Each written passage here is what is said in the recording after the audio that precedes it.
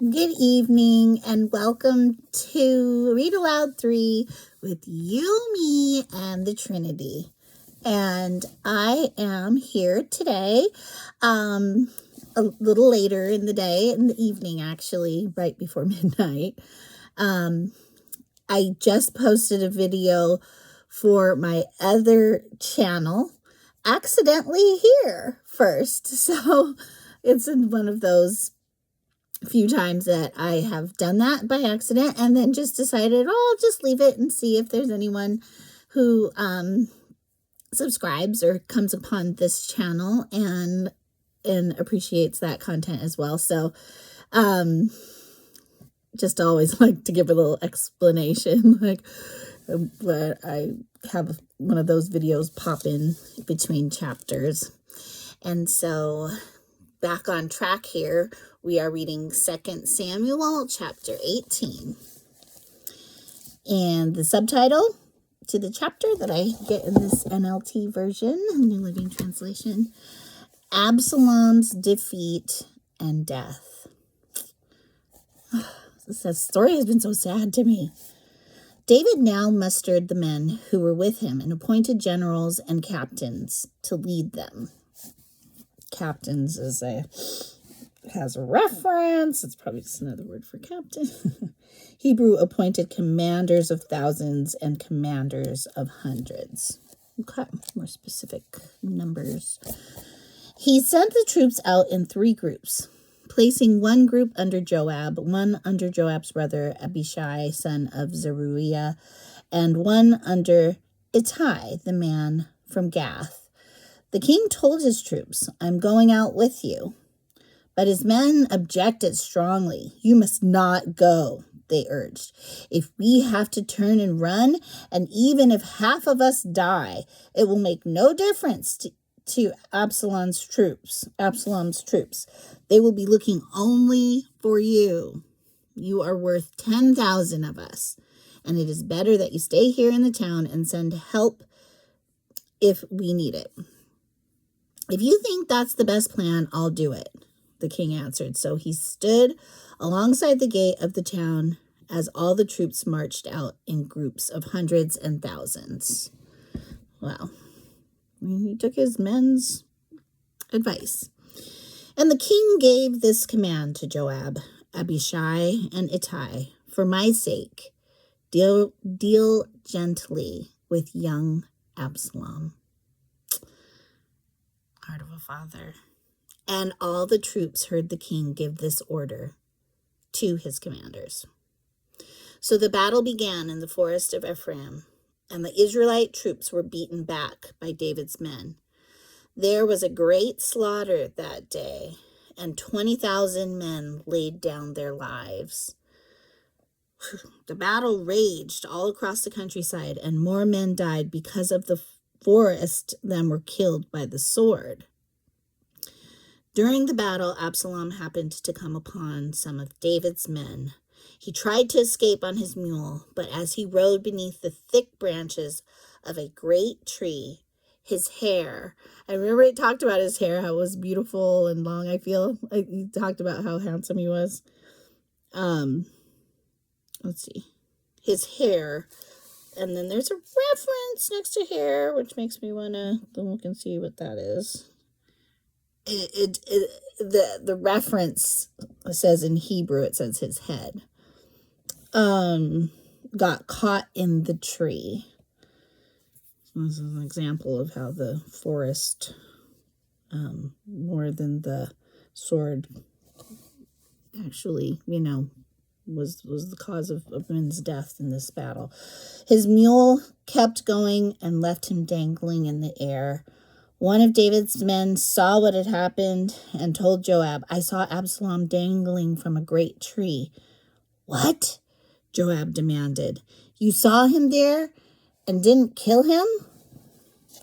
Oh, I thought they didn't save him because of what David's command to them was, right? I would have rewarded you with 10 pieces of silver and a hero's belt. Oh, that doesn't sound very cooperative. I would not kill this king's son for even 1,000 pieces of silver, the man replied to Joab. We all heard the king say to you and Abishai and Ittai, for my sake, please spare young Absalom. And if I had betrayed the king by killing, yeah, I would not betray the king. We know what happens when you do that. By killing his son, and the king would certainly find out who did it, you yourself would be the first to abandon me. Enough of this nonsense, Joab said. Then he took 3 daggers and plunged them into Absalom's heart as he dangled, still alive, in the great tree. Joab! Oh, wow. 10 of Joab's young armor-bearers then surrounded Absalom and killed him. Man. Then they all took part. Wow.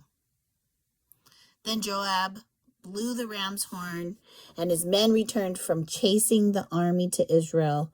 They threw Absalom's body into a heap pit in the forest and piled a great heap of stones over it. And all Israel fled to their homes. During his lifetime, Absalom had built a monument to himself in the King's Valley, for he said, I have no son to carry on my name. He named the monument after himself, and it is known as Absalom's monument to this day. Okay, and there's another subtitle.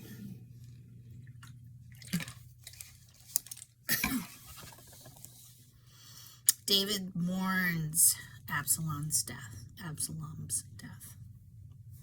Then Zadok's son Ahimaaz said, Let me run to the king with the good news that the Lord has rescued him from his enemies. No, Joab told him. It wouldn't be good news to the king that his son is dead. You can be my messenger another time, but not today.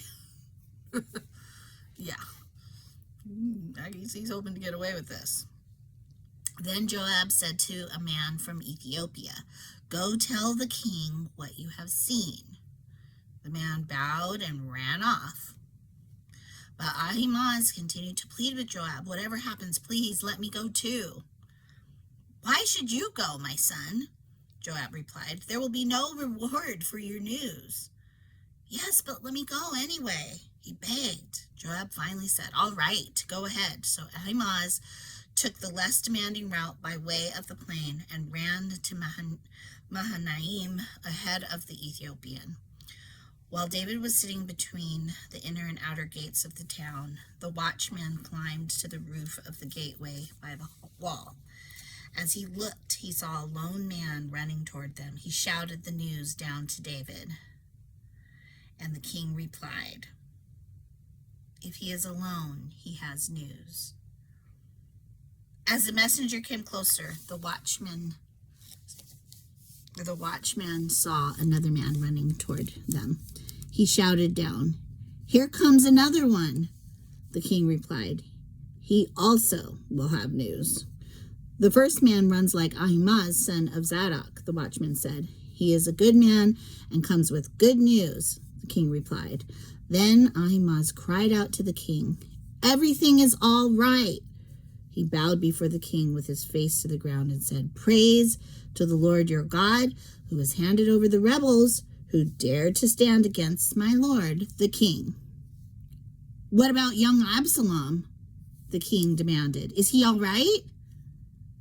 Ahimaaz replied, When Joab told me to come, there was a lot of commotion, but I didn't know what was happening.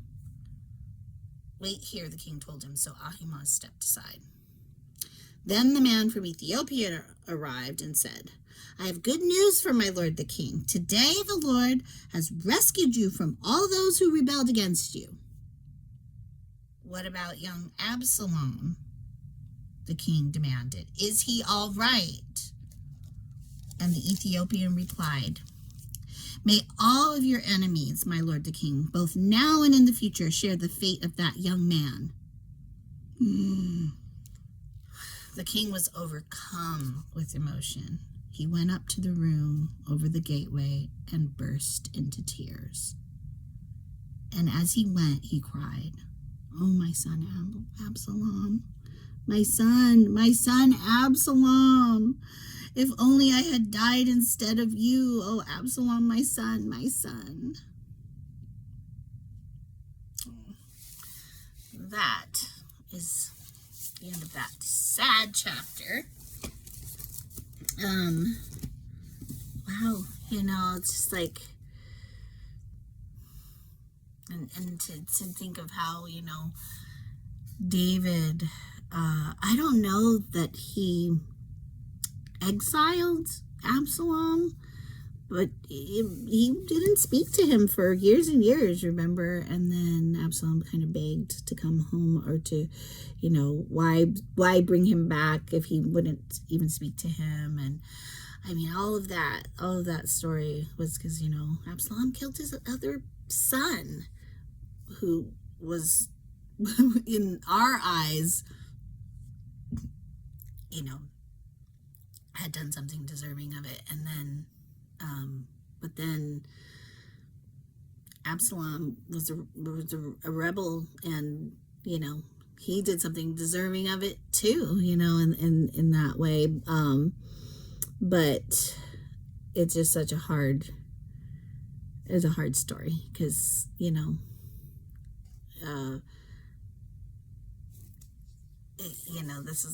these are the king's sons. It shows his heart for them. And again, I just always have to think, that heart that we have for loved ones, let it motivate us to give the tough love when that's what's necessary, to keep things from becoming, tragic many times. Yeah, because that's the real heart of a parent. And it's not, being a parent, I know it's not, doesn't make it easy. It just makes it, something that you can tell is the loving thing to do. So